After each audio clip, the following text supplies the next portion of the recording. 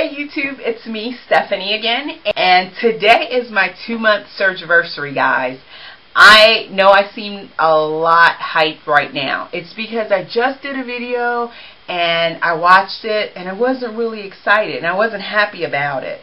After watching it, I got to thinking about where I would be had I not had the surgery.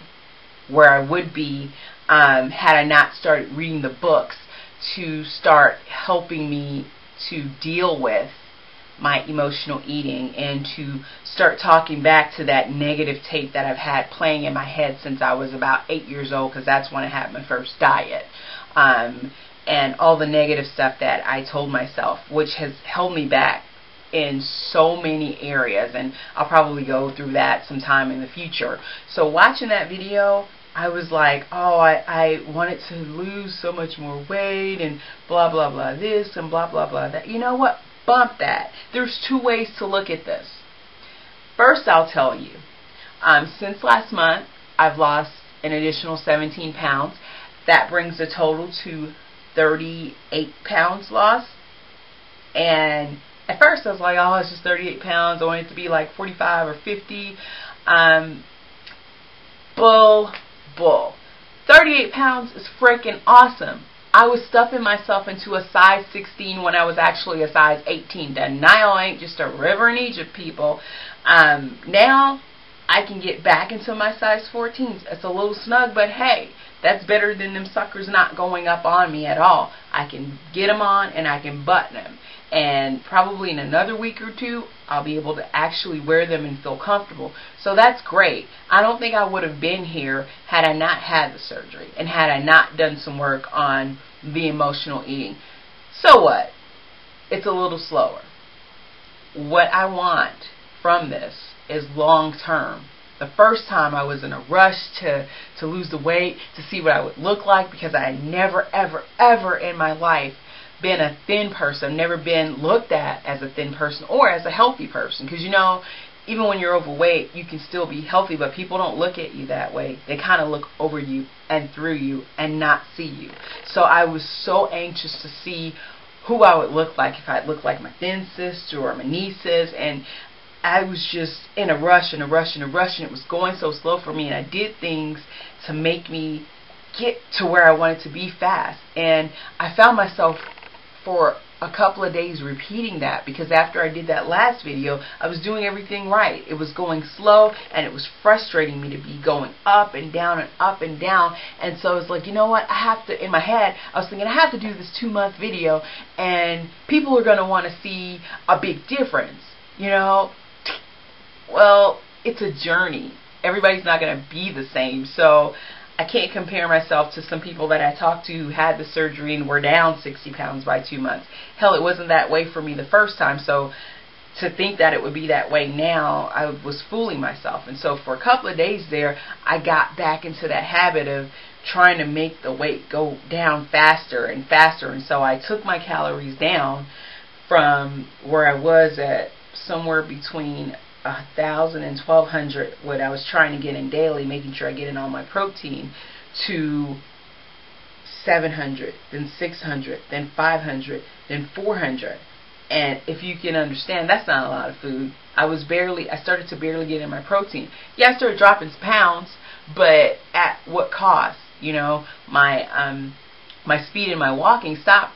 It slowed down a little bit because I didn't have the nutrition and the calories to keep my 4.2 mile walk, and so it was going down to 3.9 and 3.8, and instead of going further most days, I was hovering around the same. And so that happened, and I started watching it and I was like, what am I doing to myself, and so I just went back to what I was doing. I started slowly picking the calories back up to somewhere between 800 and 1,000.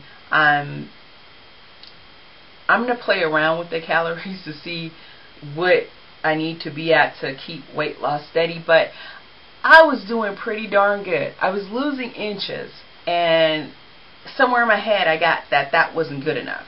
I started getting a lot of people who would send me private messages, because I'm not just on YouTube. I'm on Obesity Help. I'm on Twitter and I'm on Spark People and MyFitnessPal. So I'm doing a lot of things. I do a lot of things through my iPhone, you know, during the day when I have slow time or nothing to do, when I'm eating at night, when I would be eating at night. Instead of doing that, I'll read a book, or I'll try and journal something or do something like that, so it could keep me accountable. But in doing that, I find that a lot of, not a lot of people, but I had a couple of people turning to me, and it started feeling like a little bit of pressure, so that, I'm like, oh my God, they're watching me, so I have to make a big showing.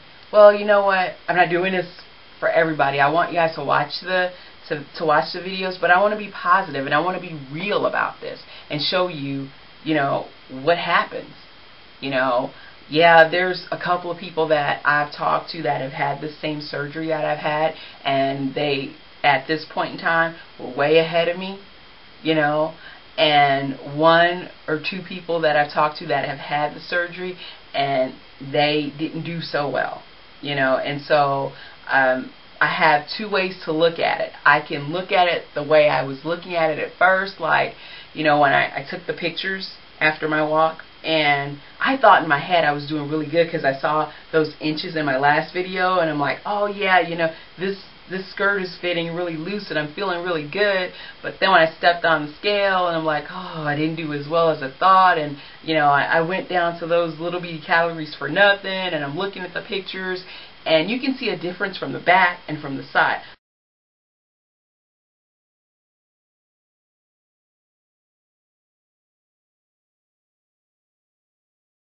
But from the front, where most people see you, when they're coming towards you, and when, that stuff that you talk, it kind of looked the same.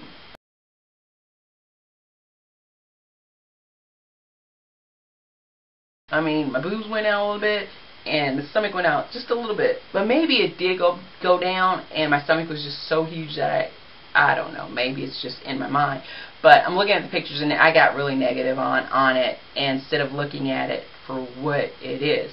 Now, I learned in this book, Shrink Yourself, to not be as hard on myself. And when I saw the pictures, I totally forgot everything that I learned in the book. So after looking at the video, I decided not to post it and to actually delete it, because I don't want to put that negativity out there. Okay? I want to be positive about this. I have to stay positive about it because, one, I've had the surgery. There's not a lot I can do right now. All I can do is what I'm supposed to do and do the right thing and hope that it comes off, and eventually I'm sure that it will. I'm dealing with the head hunger most days. Some days I'm not as great. I mean, some days it's really hard, but most days after that first couple of weeks, it got better. And so the only thing that I will say would be hard is when I am around my friends.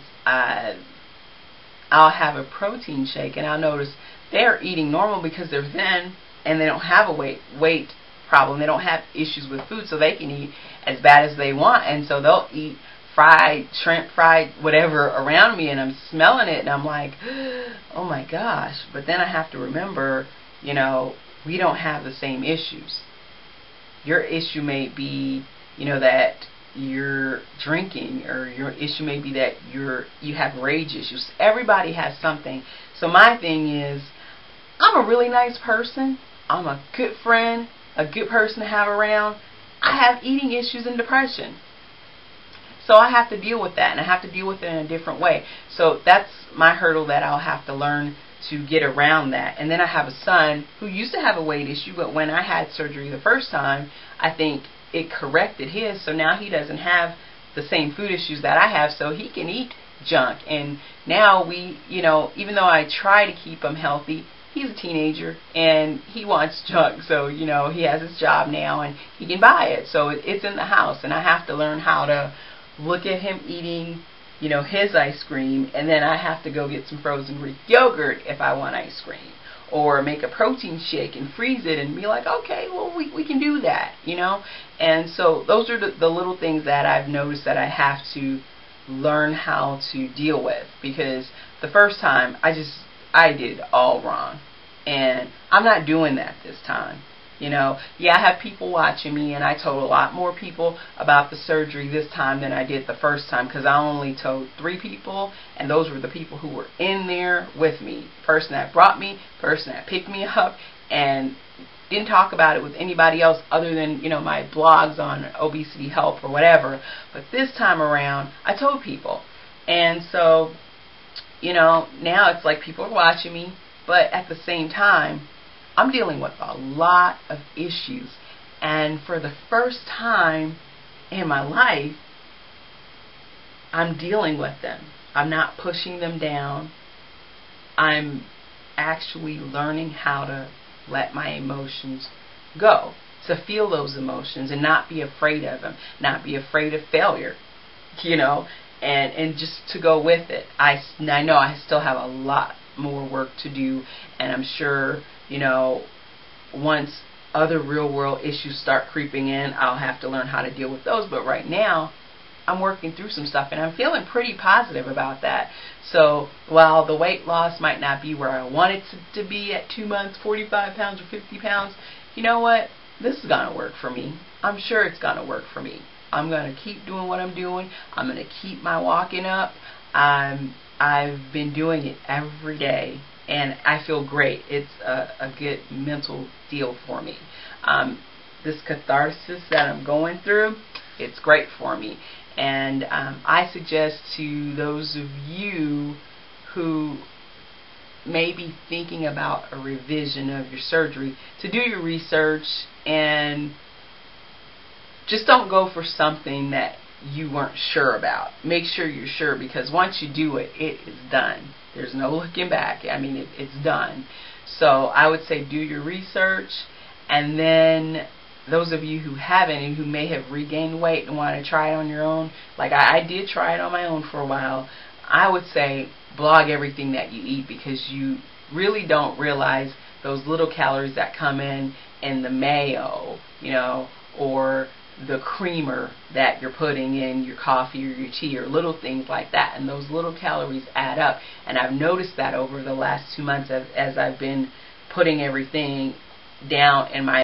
So as I was saying, just make sure you write everything down, because you'd be surprised at how those little calories can sneak up on you. And, you know, 20 calories here, 40, 50, 90 calories there can add up. So just make sure that you're, you know, logging everything and looking at, you know, what it is that you're truly taking in, rather than just saying, oh, I'll log it at the end of the day, because 9 times out of 10 you'll forget some things.